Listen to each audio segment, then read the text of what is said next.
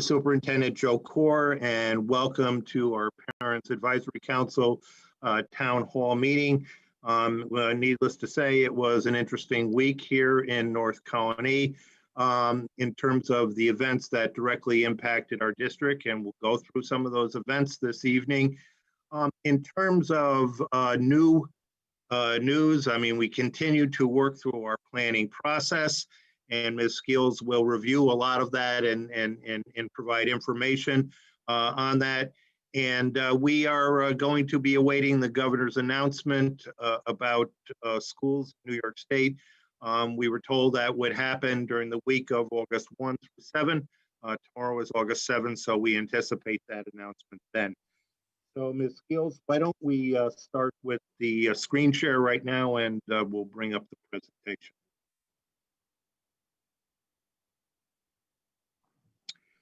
Okay, so this is our agenda for tonight. We're going to take a look at the week that was with the COVID-19 diagnosis and the extended year summer school, the fire that we had in room J201 at Shaker High School. The governor over the weekend and then reiterating on Monday made a statement on testing, and we want to provide some clarification there. And we're stepping in a little bit of a different direction. The Board of Education will set the tax rate. We have passed a budget that is the spending plan for the district during the school year 2020-2021. I'll just overview what the tax rate will be, and we'll talk about what the impact would be on the average or the median assessed value home. Ms. Skills will then talk about reopening planning, and we will conclude with what our next steps will be. Without any further ado, let's go to our first slide. So the week that was. So we had a positive COVID-19 identified case in the extended year summer school. And that case was a case where in this particular program, this is a program for children who are identified as being provided services throughout the summer. So I think it was a good test case of our plan and our process and our procedure. Sunday morning, August 2nd, we were notified that an employee in the ESY summer school had tested positive. So per our district plan, our first step is to immediately initiate an investigation with Albany County. So we spoke directly with Dr. Elizabeth Whalen, the Albany County Commissioner of Health. I would like to say at this point in time that it was a Sunday. I believe it was a time where Dr. Whalen was actually trying to enjoy a precious few hours off. However, she was wonderful to work with, not only on that Sunday, but through Monday and Tuesday. And the Albany County Health Department is an excellent community partner throughout this process.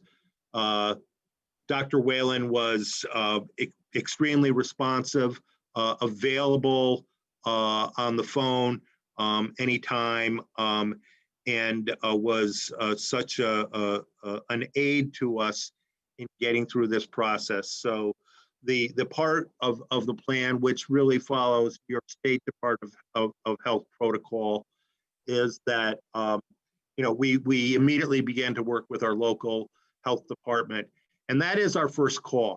And the reason why that's our first call, because they initiate the investigation. They are the science experts. This is their life's work. And so we initiated that contact. They immediately began their investigation and the contact tracing identification process. And that really should be our first call, because that is where we get down to identifying and solving the problem. So as I stated here, Dr. Whalen was readily available. We were in constant contact with one another. So we worked with her in this process, and per the recommendation of the Albany County Department of Health, and in an abundance of caution, those are her words, we closed the extended school year program and all school operations for 2 days at Shaker High School. That included also food service and construction, and that was closed for the 2nd of August and the 3rd of August. So that was Monday and Tuesday. And during that time, and again, I would like to extend my thanks to my colleague Lori Kaplan in Waterville, who took on our food service responsibilities. So they prepared meals for delivery. We delivered to over 100 families in the summer. And then again, also, we prepare meals for pickup. So we arranged for a pickup time at Waterville Elementary. We were also, it was our time, our responsibility to provide meals for the county youth center program. And I spoke to my counterpart, Dave Perry, in South Colony, and South Colony took over the CYC County Youth Center food preparation obligations for Monday and Tuesday. So we were able to then prepare the meals for the CYC program. So I can see one question in the chat already from Michaela, and Ms. Skills, could you read that question aloud, please?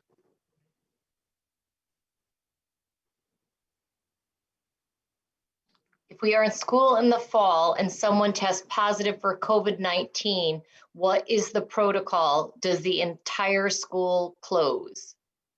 Okay, so that's a great question. So you would work, you would immediately make the contact with the Albany County Department of Health. They would begin the process of contact tracing. They would then make a determination as to whether there were widespread contacts throughout the school, and that we might have to shut down while they did contact tracing and ordered immediate testing. That would be where we would rely on their guidance. So the answer to that question, it would be dependent upon the extent of the identified contacts and how widespread physically, geographically they were throughout the building. Okay, let's go to the second slide there, or the fourth. So the process then was starting on Sunday. We, with the county, the individuals who were identified as direct contacts. In this case, the county identified a direct contact as an individual who was within 6 feet of the individual for an exposure of more than 15 minutes. And so all those direct contacts were arranged. The testing was arranged over at the UAlbany facility. The direct contacts were also ordered into testing and a 14-day quarantine.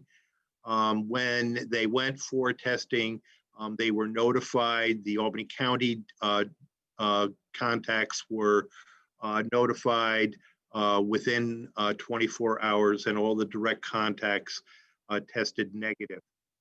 So when we had that information confirmed on Tuesday, in consultation with Dr. Whalen, we were given the green light to open on Wednesday, August 5th.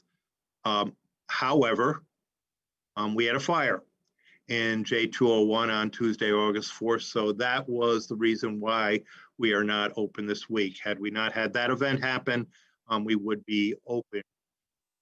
So we suspended the ESY program to clean up from the fire. We've suspended that through August 7.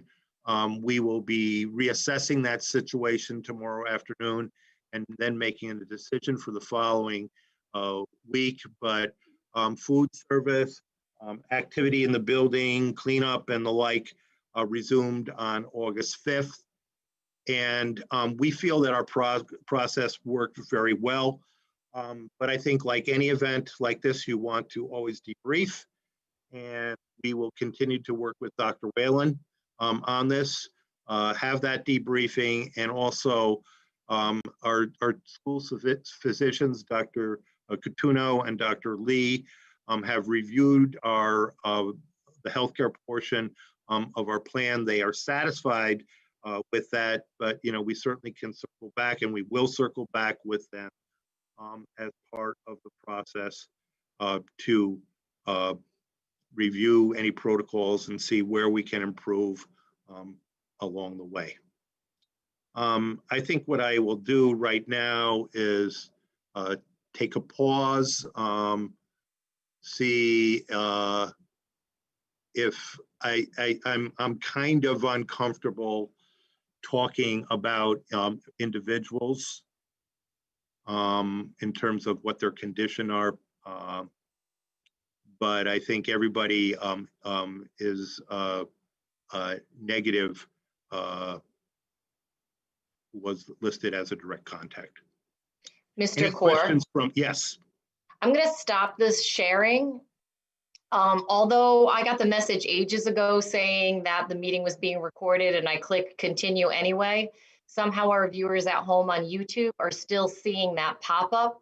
It's been off my screen for ages now, so I'm going to stop sharing and try to start sharing again, and hopefully that'll take care of that problem because it's right in the middle of the slides. Okay. Any questions from the PAC?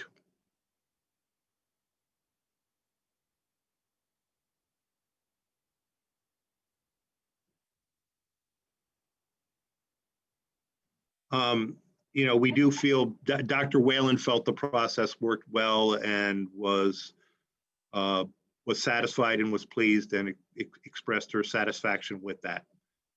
But always want to come back to her and see how we improve that and go forward. So now that we've had sort of a little of this test run with what happens, is it going to be a little bit case by case going forward? Yeah, Karen, I say it is. So what is standardized is, what you do when you're notified that you have a positive case. That is standard. That is standard operating procedure. But then where we are after that, we await we await recommendations from the health department. I think that's it. And certainly, we can actually act on our own if we have to and if we think we need to. But I think I have a great deal of faith and trust in working with the Albany County Department of Health on this matter, and really do trust their judgment. I feel that Dr. Whalen is actually very, very cautious in her decision making. And she's made some recommendations with other, with businesses and also with the daycare at Albany Medical Center, based on the fact that, there were contacts that were made, that there were direct contacts who were testing positive in that program beyond the individual who was identified as positive. So that was a different set of circumstances. It was more widespread. Mr. Core, there are just two more comments in the chat, and I think you addressed this, but maybe a little bit more clearly for people. It says, who is responsible for contact tracing? Is the school going to facilitate identification of contacts along with the county health department? So do we help them, and are we responsible for the contact tracing is a question. We are not responsible for the contact tracing. That is done by public health officials, most likely with the county, but it could be through the New York State Department of Health We absolutely work with the Department of Health in helping to facilitate the contact tracing process. And that's instrumental in what we do. Mr. Barden, do you want to speak to that at all? No, I think what's important here is to recognize or highlight is just, our partnership with the Department of Health. So if there's any more information that they would need from us, then we can have that readily available for them and work as a team to make sure that we're being as diligent as possible in identifying those contacts. So in terms of what we do, our responsibility really is to know who is in the building and where they've been and who they've been in contact with. And we have to log that, and we have to, in the case of summer school, we had the attestation process. So we identified everybody who was in school that day. They responded to the questions the basic questions that are asked with regard to symptomatic, with regard to travel, with regard to the questions that many of you experience either in your workplace or if you've gone to a physician's office or the like. We have good control of movement throughout that building, of who's going where. And quite honestly, the amount of movement is relatively confined. Wouldn't you say that's true, Mr. Barden?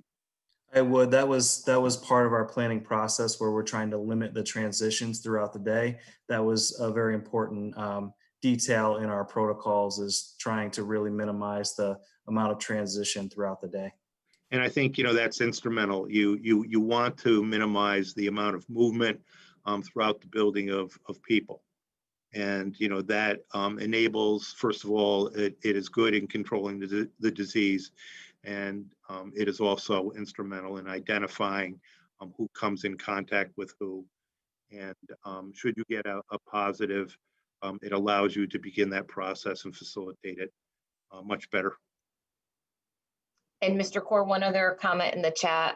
It is reassuring that all of the contacts have tested negative, and it tells us that our precautions are working and it contain the spread. So the masking, the social distancing, the hand washing and hand sanitizing, those practices are so important, not just at school, but in your daily lives. And we're grateful that those practices are being put in place faithfully, and that they are so helpful in moving forward. As I say, I think I don't know in terms of, is this scientific evidence that our practices worked? I think it's good evidence that, by following the precautions of masking and social distancing and attestation and that whole process and procedure that we employ on a daily basis within the summer school, I think that that showed up well. So and I think that's an important thing. Masks do work. They absolutely work. And when individuals are quarantined for 2 weeks, a lot of people think, well, why do you quarantine? You had a negative test. And the answer is, well, the virus could still incubate. But, the 2-week quarantine period is intended really to say that even if someone is asymptomatic, those symptoms would begin to manifest themselves during that time period. Any other questions from our PAC? Okay, so let's move on.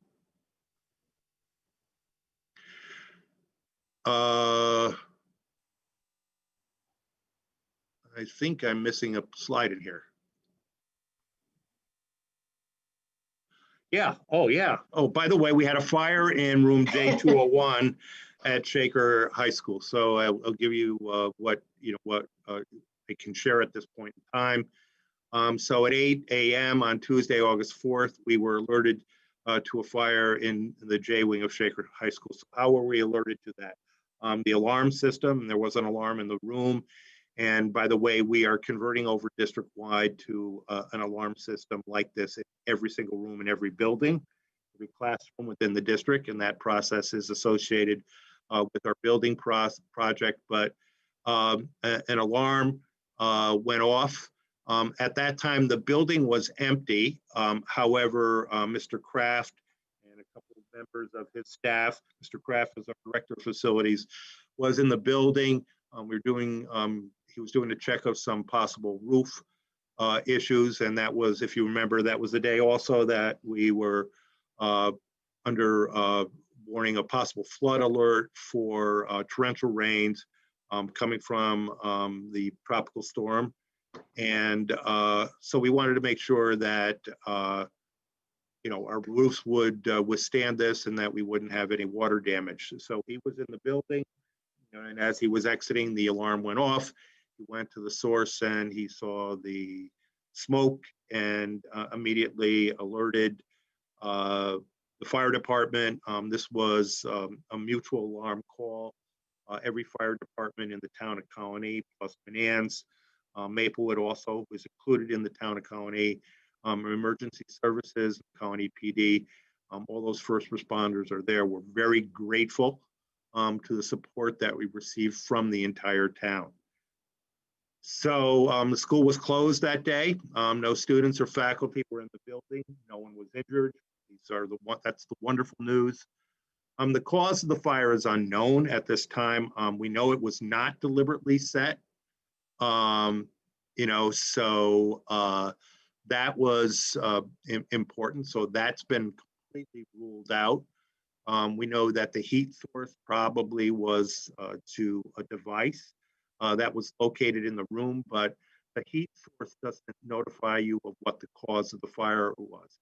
It was, okay, was there a malfunction? What was the problem that resulted in that particular fire? And that is still under investigation. So officially it is still under investigation and the exact cause is unknown at this time. Because we had such a rapid response and a coordinated response, the fire was fully extinguished. Damage was contained to classrooms.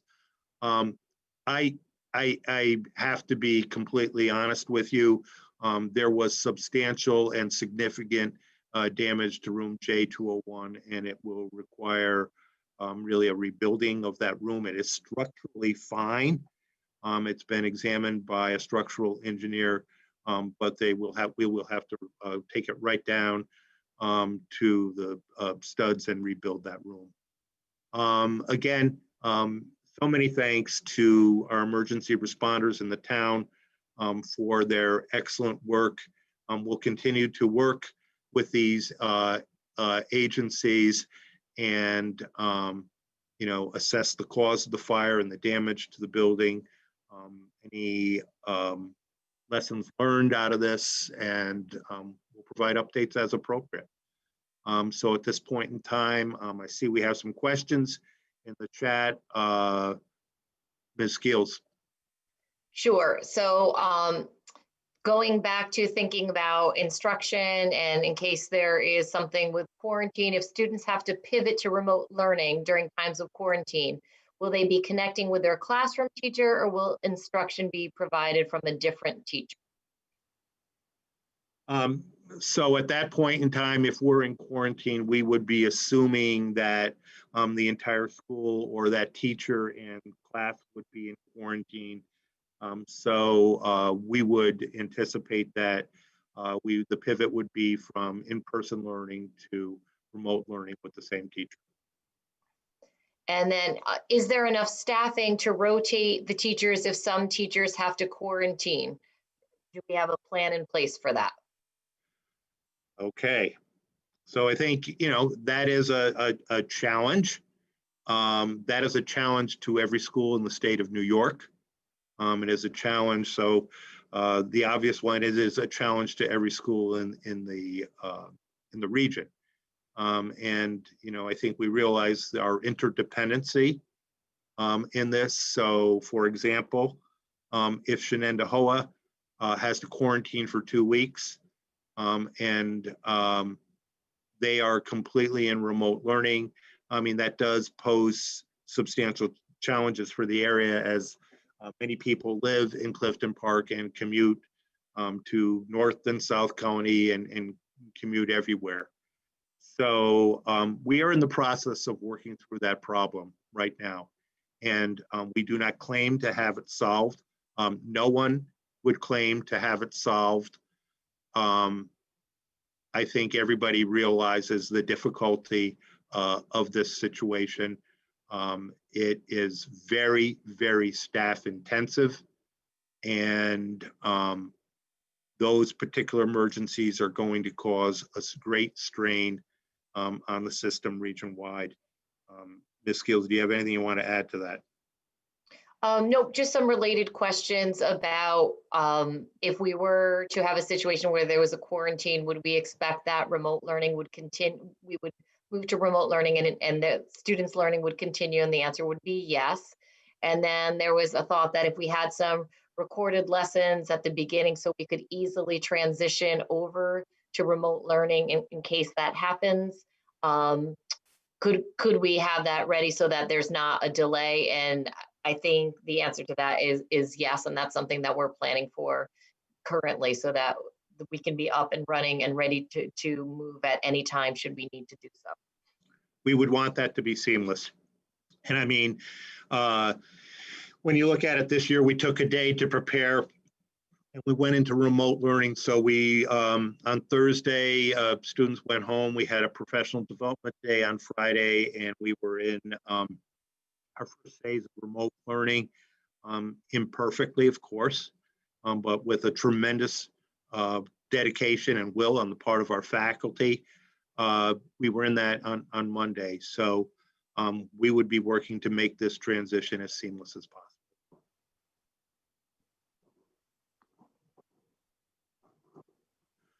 So I think another event too this week was, it might have been confusing and perplexing to the school community, and that I would include myself and the internal school community as well as the external community. So his August 1st, Saturday, August 1st conference, the governor stated that parents will want to know, how are you going to test the students? How many are you going to test per day? How long will it take the tests to turn around the tests? And where are you going to get that testing capacity? And we were a little taken aback by that because in our planning protocols, none of us were told that we had to prepare to test. We can't be testing facilities, quite honestly. We don't have that capacity. In fact, there was guidance explicitly stated that we shouldn't be in that business there. And these statements were repeated in the press conference on Monday, August 3rd. So there was some confusion around that. So the confusion, I think, has been clarified a bit. So, clearly the state health department, the SED guidance stated that schools are not required to conduct regular testing of students for COVID-19. I think the health department guidance states the process that we had in place. And that is a process for the provision or referral of diagnostic testing for students, faculty, and staff for COVID-19 in consultation with local health department officials when needed. And that should include plans if you have individuals who are symptomatic, who have had direct contact with COVID-19 suspected or confirmed individuals, and then of course, individuals with international travel or travel to a state with widespread transmission. That would be those states designated in that travel advisory. That would be the process before we would allow such individuals to return in person to school. And I think in order for a school to conduct testing, it would have to be approved as a testing site or a limited service laboratory. So I think that was confusing, and there was nothing in our guidance that indicated that we had to take on the testing process as well. So that's, you know, that should be noted as well.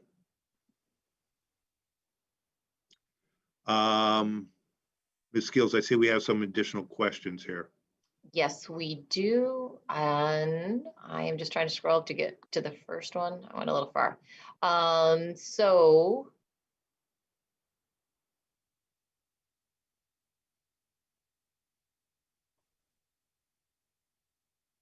So there are a lot of questions and given some scenarios about what remote instruction would look like. So whether if parents are opting out and want to choose the remote option, will they tune in to see a live streaming session that will be corresponding with the brick and mortar class, especially plans for honors and AP classes and other challenging classes? How are online assessments being planned? We are going to share that in detail next week, but it will not simply be a situation where students are passively logging in to see their class in person. The students who are home for remote instruction will be being instructed remotely. So it won't be just watching what's going on in school. That would not be a comparable experience. And we'll explain that more next week, but it will not be just watching TV of school, if you will. So any questions on this clarification on testing? Okay, moving right along here.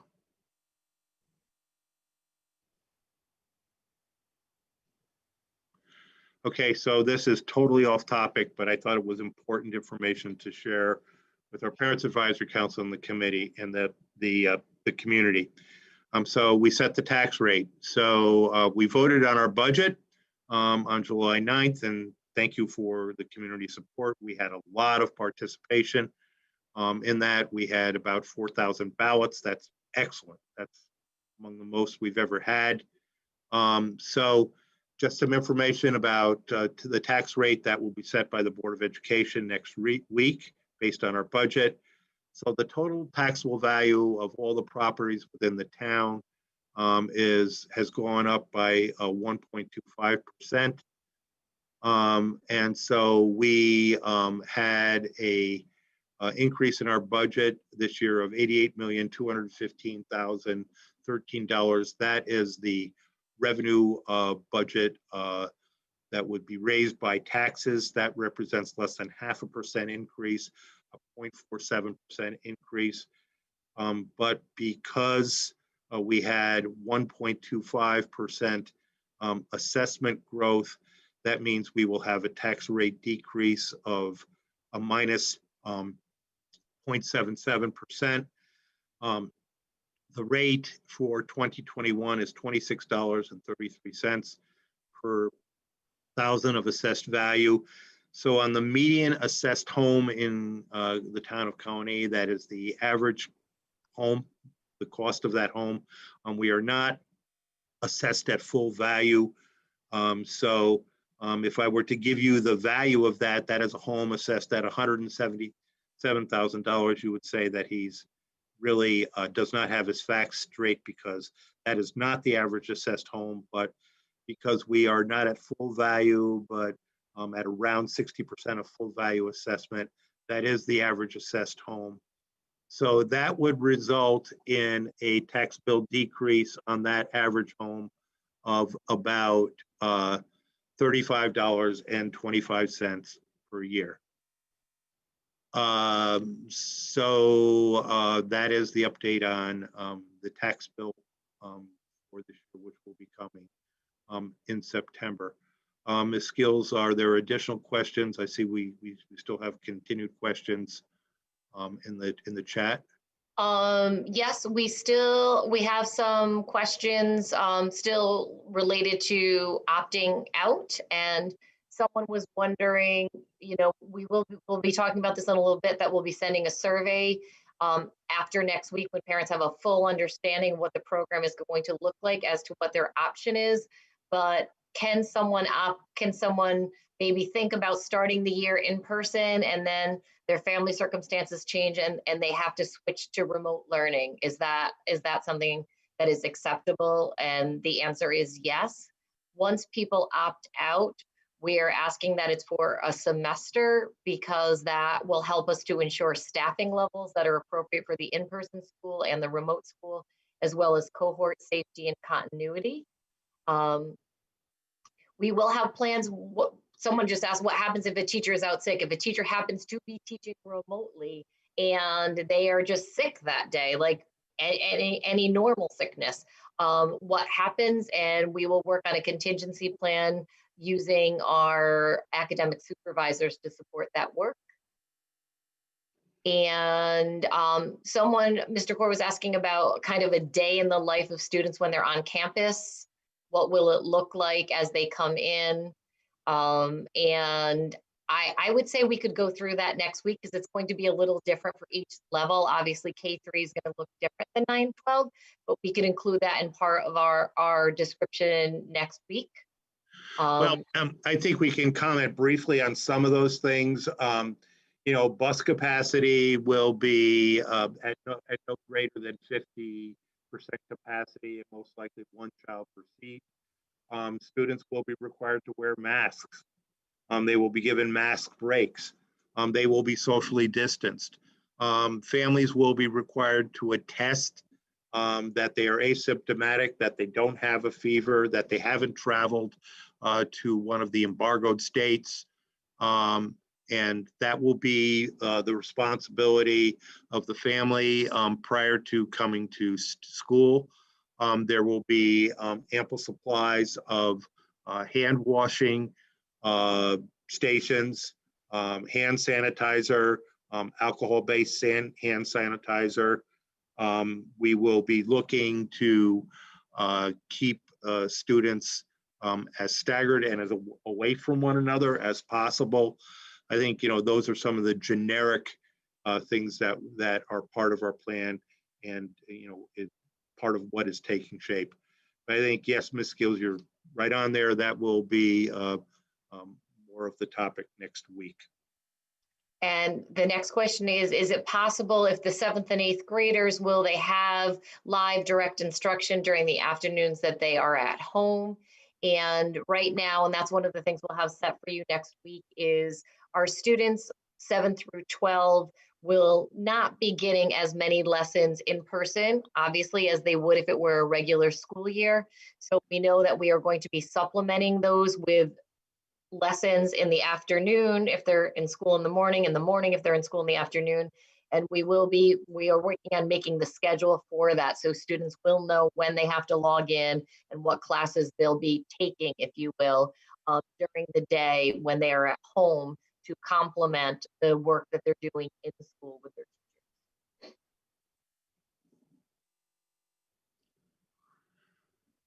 Okay, pre-K at Maywood or Maplewood?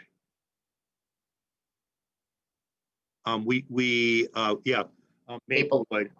That is the Achievements program, and you know, we are a partner with Achievements, and you know, we anticipate that program running. There is also a question in the chat about grading for the school year, and we will be looking at returning to a grading system that is more traditional. So the elementary on a trimester grade reporting system like they have been previously, with the same kind of reporting, the same way of reporting students' progress as we've done previously, and 7 through 12 with quarterly reports with the same kind of grading that we have done previously. So it will look much more similar to the system we know than the system that we ended the year with last year. Excuse me. So I think the question about high school students, I saw one there about high school students getting their schedule and teacher assignments and supply lists and the like. I think, you know, we really do have to get the definitive word from the state education department, or more precisely the governor, with regard to our format for next year. and then we can more precisely prescribe timelines and deadlines for that. We will be, oh, sorry, Mr. Core. No, you go ahead, and then there was a question on lockers. Okay, I was going to say that for elementary schools, we are used to getting classroom placements out in the mail the week of August 15th. We will be putting something out to alert you to the fact that those will be coming later. The parent surveys are going to be due August 21st. When we made our timeline for the parent surveys, we took a guess that Governor Cuomo, although he said his information and announcement would be this week, that there was potential that it would not be until Friday, and looks like we were correct on that fact. So knowing that we will have to adapt whatever planning we have, depending on what he might say in his announcement, that next Thursday, we would give a full description of what schooling would look like to make sure it's aligned with whatever the governor expects of us. And then that would give people a week to fill out their surveys and return their surveys. So because of that, that will slow down our scheduling process quite a bit, because we will be looking at both students and families who will not be returning for in-person schooling and staffing our remote schooling, if you will. And we'll also be looking at our staff members who may not be able to return to school. So that is going to take some teasing out. So luckily, from our perspective for scheduling, it's a late Labor Day. I know it probably doesn't feel luckily if you're very eager to get your children back to school, but we will really need those last 2 weeks of August to be able to balance class sizes and make sure that we have the right number of students in the right number of places and the right staff assigned to them. There was a question in the chat room about the UPK program at Maplewood. That program is run by Achievements. Achievements runs that program. That program is not associated with the district, but it is because Achievement leases that building from the district that it's located there. That is not a district program. So thank you for requesting that clarification. So I think it seems like a good time to segue to reopening planning, because people We will try not to lose anybody along the way or lose any chat questions here, but go right ahead, Ms. Gill. Reopening planning. So there are a few more details. As I was just saying, to be perfectly honest, we didn't fill in all the details because we were waiting to complete these slides because we thought there might be an afternoon announcement perhaps from Governor Cuomo. It didn't come. So this is a bit of a summary of things with a few more a little bit more new information, but we were kind of in a holding pattern in case there was anything from the governor that we could react to today. Clearly that did not happen. So we've said this before, that we have been required to put together remote learning plans, in-person and hybrid, and we have been working every day to make the plan better. I want to thank our building principals and our academic administrators for the work that they are doing every day. I know they're sick of my using the Rubik's Cube metaphor, but that's all I can picture in my mind, is that we keep turning it and turning it to get it closer to the best possible product we can produce for our children and families. And to all of us here, the best product is the one that is safest and most educationally sound. So we will be implementing the social distancing, the mask wearing, the staggered arrivals. We will be implementing changing schedules to change the number of students in school at any given time, and the most educationally sound, making sure that we are taking advantage of the time that we have with our students and that they are with certified teachers, and that we are also developing a robust and complementary remote instruction system. So to that end, we'll start with elementary. Our plan has not changed. K through 3 students will remain in their home schools. 4 through 6 students will be housed in Shaker Junior High School. So K through 3 students, Forts Ferry and Southgate, will be on the same schedule, and their school day will be approximately 8:30 to 2:15. 8:30 will begin bus drop-offs. Probably the actual instruction will begin about 8:50. And dismissal will be approximately 2:15. We know in the elementaries that is a process. It's not just a bell rings and they all leave. The other 4 elementary schools will be on a later schedule. That will be Blue Creek, Bout Hills, Latham Ridge, and Loudonville, obviously. They will start at 9:30. Again, that will be bus drop-off time with classes starting probably about 9:50 as all the students get dropped off, and dismissal running most likely from 3 to 3:15, just as for Fort Ferry and Southgate, that dismissal, getting kids onto the buses will be between 2 and 2:15.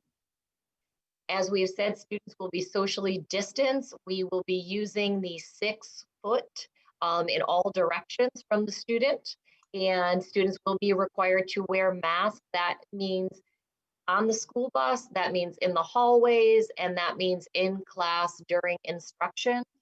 We want to be as safe as possible. We have obviously seen the benefits of that as we discussed earlier. We will certainly allow students to have mask breaks throughout the day. That is one of the reasons they will be socially distanced.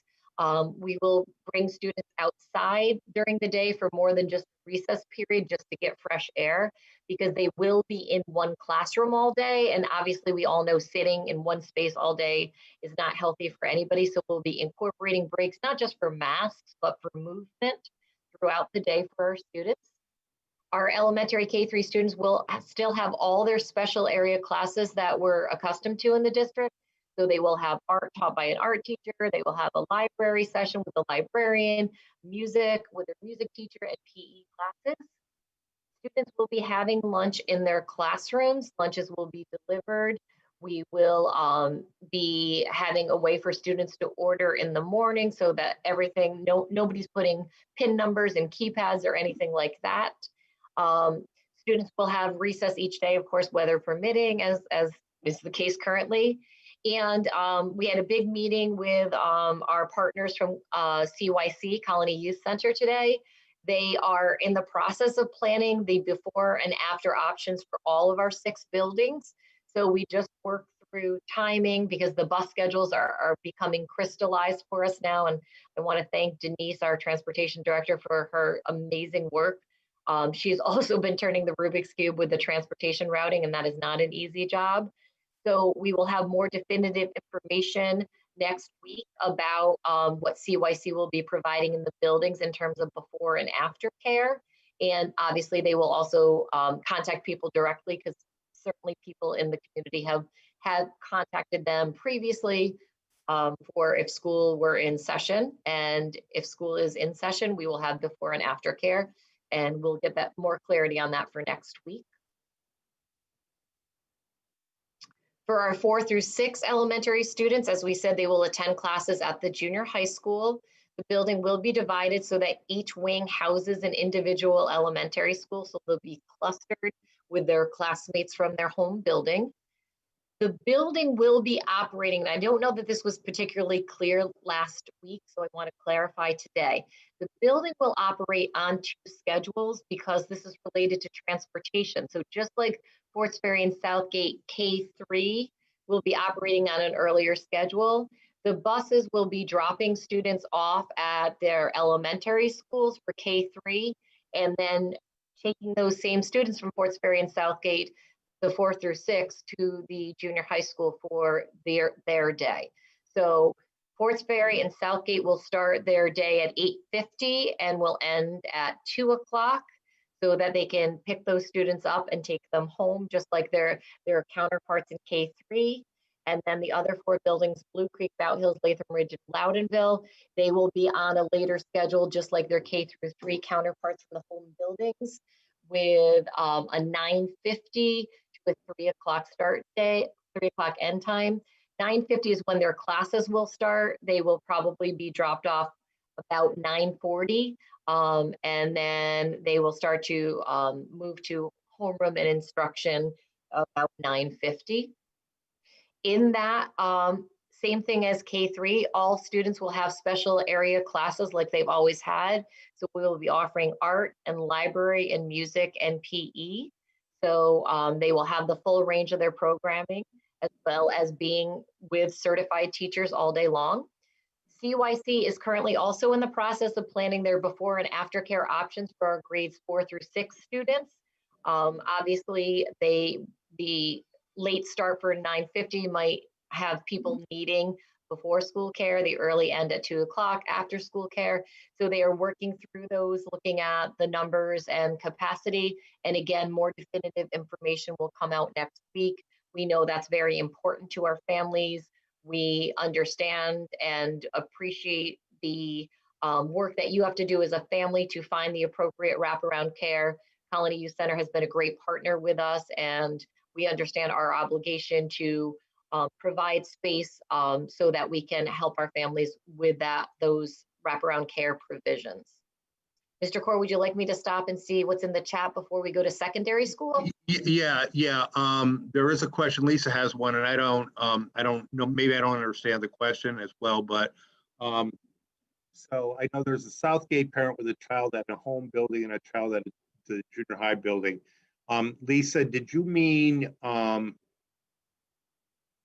the child is in grades 4 through 6 and will be at the junior high next year? In other words, a Southgate or K3 and a 4-6er at the junior high. Is that what that is? That, am I misunderstanding the question? Yeah, that is the question. So the parent is worried about being able to drop off the K-3 student over at Southgate, and then the second fifth grader over at the junior high, based on the timing. Are they going to be able to? Because I know drop off is sometimes a different time than the buses, especially with Southgate having that little loop. Just they were worried about the timing. And yeah, that's a great question. That's part of what we're building in, so that just like we have now at the elementary, there will be sort of that soft arrival time, if you will, where as kids come in, they'll go directly to their classrooms, but it'll give kids a chance for getting breakfast to get breakfast, and then it will have sort of like some sponge time in there to absorb both the kids who are coming in on buses and the families who are dropping off. So we're aware of that, and we're kind of scheduling those together, and we'll be able to clarify that a little bit more, but we are mindful of that for families who are bringing kids to both buildings.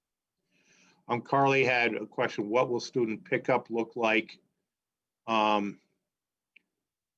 I think, again, that is a great question. So, I mean, we're going to have to rely on students to socially distance at the bus stop.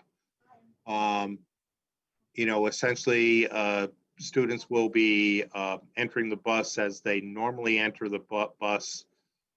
They will be assigned a seat with siblings together. And I think for more specific details on that, I think we would have to ask Denise Town to comment specifically on that. We are encouraging parents, when possible, to drive their children. Karen asked, do we know yet how students will be dismissed, picked up if they're not riding the bus? Right now, they are dismissed. It depends on each school, but we will have to stagger arrival and dismissal. They would be a cohort of themselves that would be either dismissed in the beginning or the end. In many cases, they are dismissed towards the end. And Mr. Core, as part of our planning process, each building principal had to look at his or her building. Obviously, each one has slightly different traffic flow, and had to write the mitigation strategies that they would use at potentially congested times, which would be arrival and dismissal, so that each building has a slightly different plan of how they will release students, so that they're obviously not releasing in a big cluster. And they have those plans, and they will be sharing those out from the building level, and we can incorporate those into part of our FAQ as well.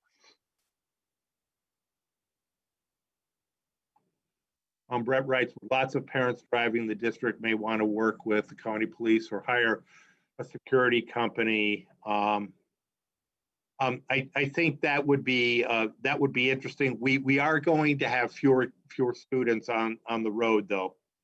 So I think that that is noteworthy in terms of the other traffic.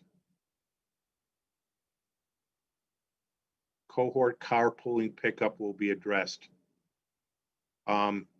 Yes.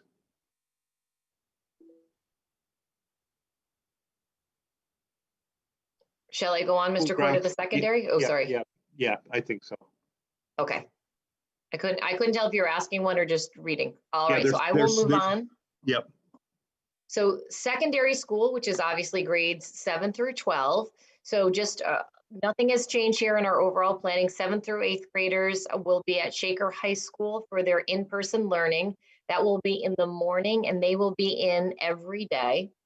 Our 9 through 12 Shaker High School students will be in the afternoon. They will be on a rotating basis with 2 days on, 2 days off. So for 7th and 8th graders, they will be in person daily at the high school. The in-person school day for our students will be 7:30, will be when the bell rings to start school, which is what it is right now. And they will be, the bell will ring at 11 o'clock to begin the dismissal process for them to go home. In much the same way as we're doing at the junior high for 4-6, we're doing something comparable at the high school. The building is going to be divided so that wings will house the individual halls from the junior high. So our students will still be clustered in the halls, and we will keep the teaming approach that goes along with the halls, and they will be in separate sections of the building. Students will have their core classes and their special area classes taught through this hybrid model, which is what I had referenced earlier in response to some of the questions. So some of their course content instruction is obviously going to be occurring during the in-person morning session when they're there with their teacher, but then some of the course content will have to be delivered through the remote afternoon periods in order for us to approximate the amount of learning students would receive if they were in school full-time. Obviously, a half day is not going to be the same. And we will be building a schedule for that and share. We have it built. We'll be sharing that with you next week so that students will not have like they did in the spring where they were just logging on and would look for assignments, but they would actually have specific times and specific expectations. And we'll be sharing that full schedule and going over that with you in detail next week. For our 9th through 12th grade secondary students, they too will be in person in the high school.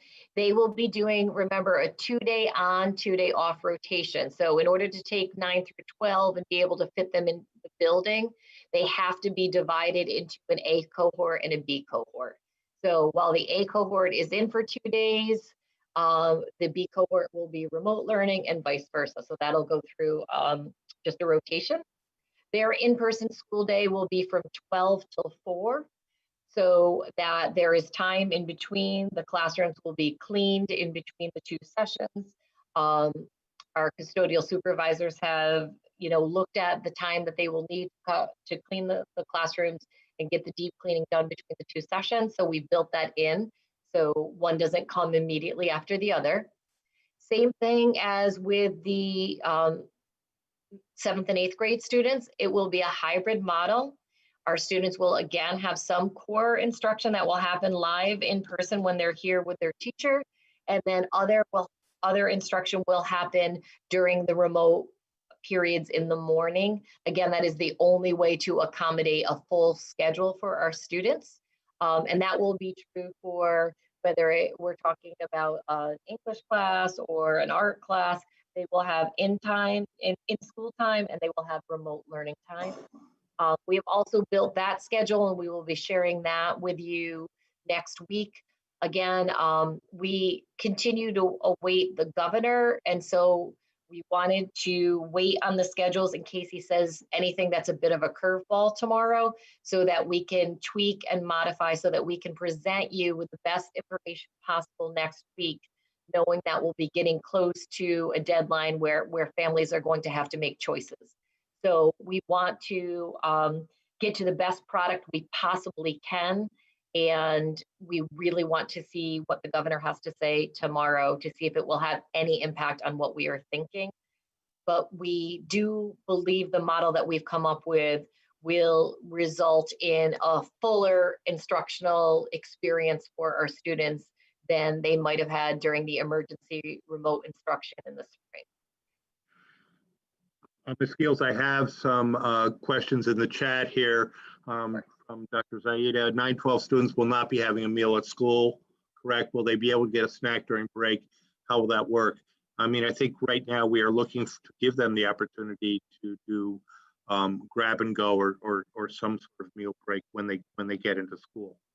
We are, yes, we are. We have a plan built in where that the first period class that they go to has some extra time built into it, so it's a little bit longer. So students can grab a lunch, or if they bring a lunch in, or grab a lunch, kind of like a bag lunch from our food services, and be able to eat when they get in as part of that first block of time that they have in school. Textbooks. We would like for children to have textbooks. We would like for them to be at home. We also found too, I think that print materials also were a very positive break for some kids. So we would still be issuing textbooks, I would assume. I think we would not, want to have a lot of traffic of those materials in and out of school, but we would still be issuing them. Proper professional development, we certainly would be looking at that as an important opportunity. We have provided such opportunities throughout the summer. We have instructional coaches who are excellent and who have done a lot of design work in online learning platforms and best practices and such. We are also very seriously planning ahead right now to have the start of school be on September 14th. So that would be taking our 4 professional development days and most likely using them up front. We have to finalize that plan, but we are seriously leaning in that direction. Then another question here, I think Mr. Chamberlain, you would plan for fifth, and sixth graders to have some form of orientation at the junior high school. And I think we would also be planning for 7th graders as well. Yes, Mr. Core, that is also one of the points about putting all 4 superintendent conference days up front, so that we wouldn't have a conference day in November on election day, and we wouldn't have a conference day in March, which is traditionally what we do. It's not what we did this year because of the construction, but that would allow us to be able to do appropriate orientations, whether it's for our kindergartners who are coming to school for the first time, our 4th through 6th graders who haven't previously been in the junior high school, and our 7th through 9th graders in a staggered way, so that we can do that in a staggered and safe way. And I also just want to say regarding professional development, Mr. Deneen, Mr. Cimarelli, and the instructional coaches have been working on a vast array of professional development that we will be able to offer remotely during the last 2 weeks of August, so the week of August 17th, the week of August 24th. That we'll do live on Zoom, but we'll also record and archive, so that teachers who can't participate in those 2 weeks, we will build that bank of resources, both on instructional design for remote learning, the tools and technology, as well as they are making the videos for our instructional platform for our parents as well. Assigned seats on the bus, that is under consideration, yes. So we will have the final word on that next week, or certainly later on. There was another question. Oh, PTAs. So the assumption would be that the K-6 PTAs would continue to function as such. I think that would be a decision of each individual PTA, how they would continue to function. So remember that, Bout Hills will be together K-3 physically in Bout Hills, and also as a grouped cohort at the new middle school. 7 and 8 will still function as a 7 and 8. So those PTAs are strongly encouraged to continue functioning. And I think, you know, the district would leave it up to each individual PTA how to function. But I think, you know, you still have a K-6 Spout Hills or local elementary school community. It's just that your intermediate students are in another location, but they're still part of your school community.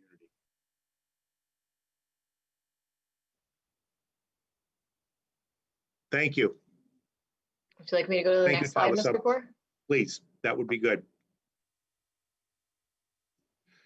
So in terms of what next, Governor Cuomo is scheduled to make an announcement on the opening of schools this week. So we are down to 1 day, so I would say that's tomorrow.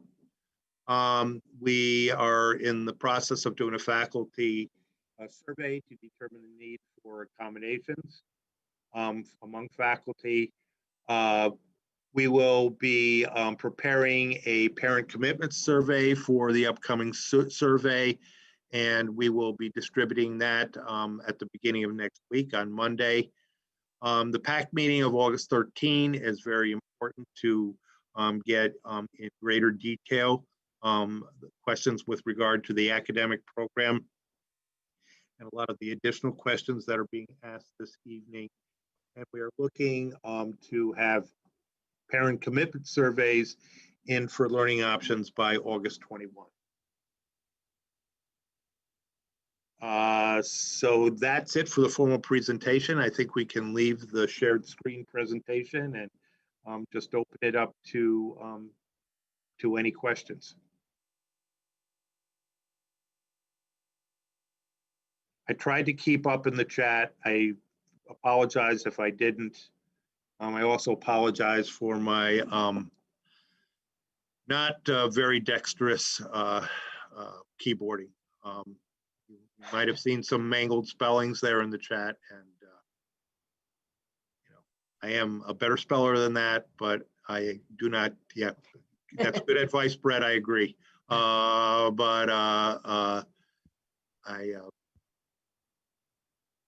think I saw an email regarding the high school supply lists, but I don't think I saw for the other grades yet. So that maybe next week after we have a little more information. Yep. Okay. A couple of parents were asking about that too. That's good. That's a great question. And I know in talking with Mr. Deneen, it came up with some of the elementary principals because as we've said, because there won't be communal supplies, what are the supplies that we as a district will be providing? And we want to make sure that's consistent across the buildings.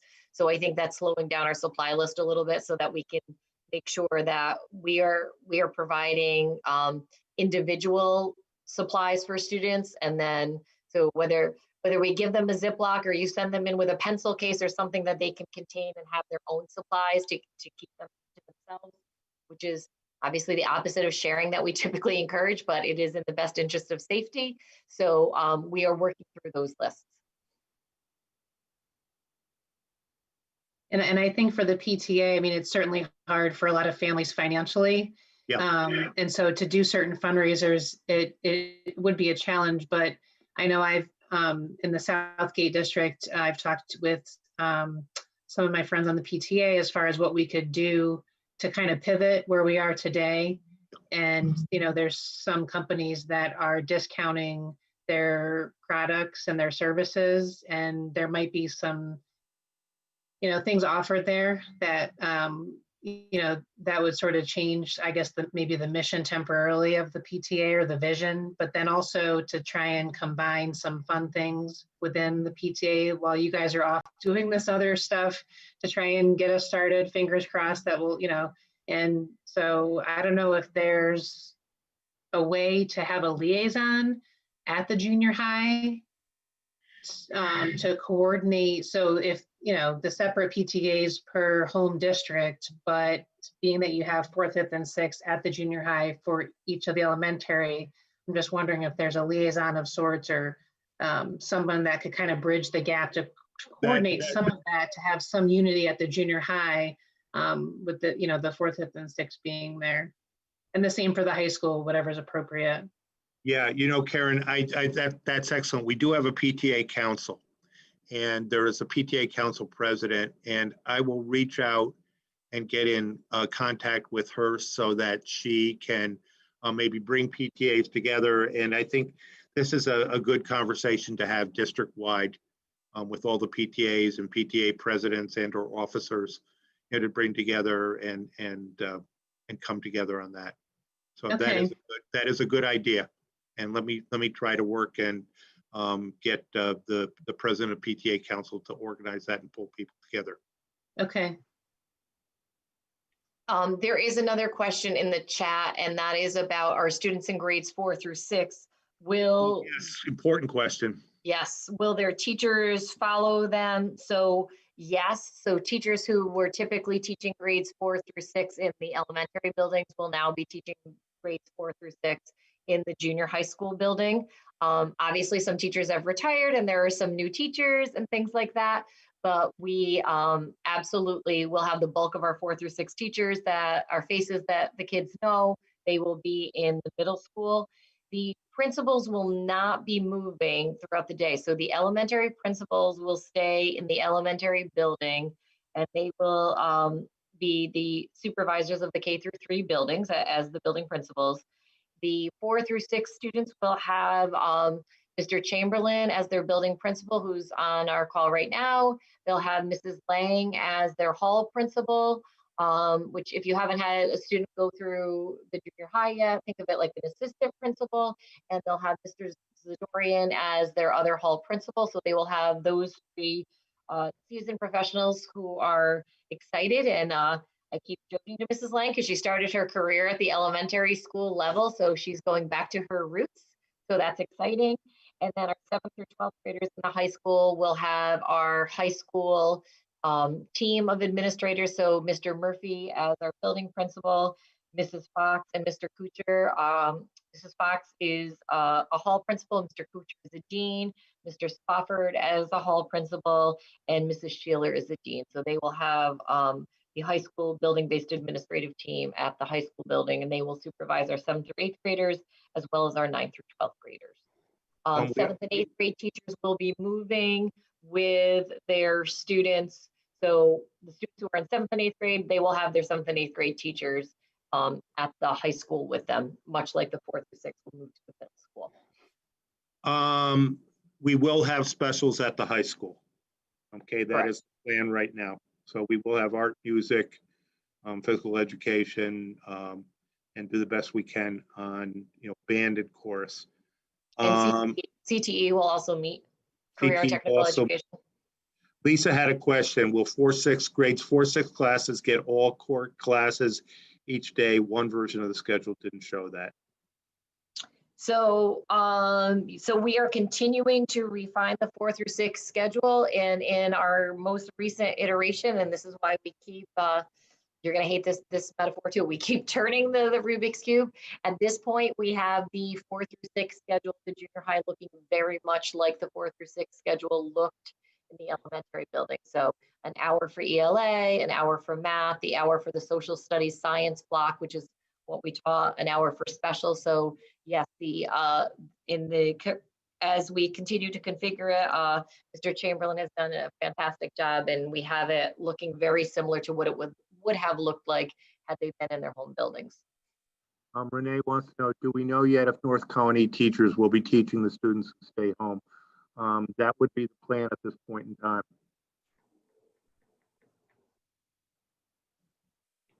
Yep. Right now, we think we have a pretty good model that's being built that would allow for that. And that is obviously our extreme preference as well.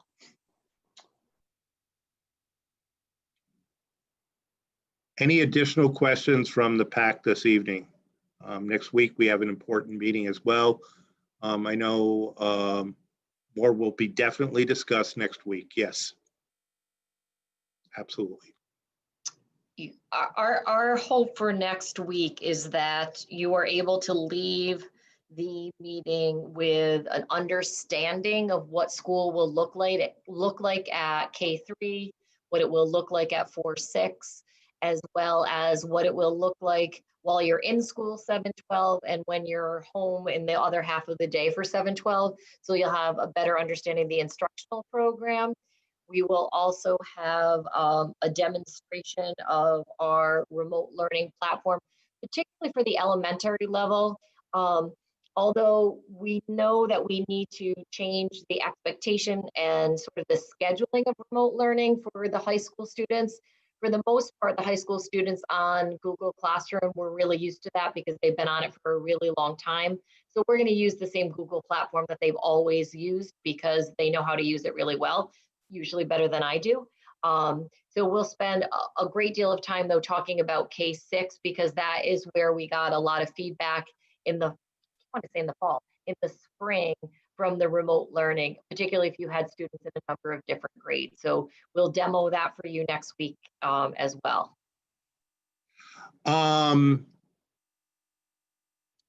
Brett, yes, good idea. And once we get this finalized, the next step would be more localized meetings. So building level meetings would be very appropriate. I know Mr. Barden is thinking also about special education meetings. So yes, these are all very good ideas. And thank you all. I greatly appreciate all your support. Ms. Skills greatly appreciates all your support. All the administrators, Mr. Hoot, Mr. Barden, Ms. Lang, Mr. Chamberlain, Mr. Deneen, Mr. Thiel, is the people who I can see right up front right now. We greatly appreciate and so value your support. Thank you. Yes, and I want to say every week since, you know, the beginning of June that you've been giving up your Thursday nights, we read through the chat every week after it's done. We look at your questions, we take your input, and we try each week to make it a little bit better. And a large part of our making it better is based on the feedback that you've been giving us openly and honestly, and we are very appreciative of that. And, you know, I can't stress enough how important your input and your feedback has been in this process. It is not a perfect process. It will not be a perfect product, but we will work to make it the best we possibly can under the circumstances and to make it better as we go throughout the school year. Thank you for hearing us. Thank you for telling us what we need to hear. Absolutely.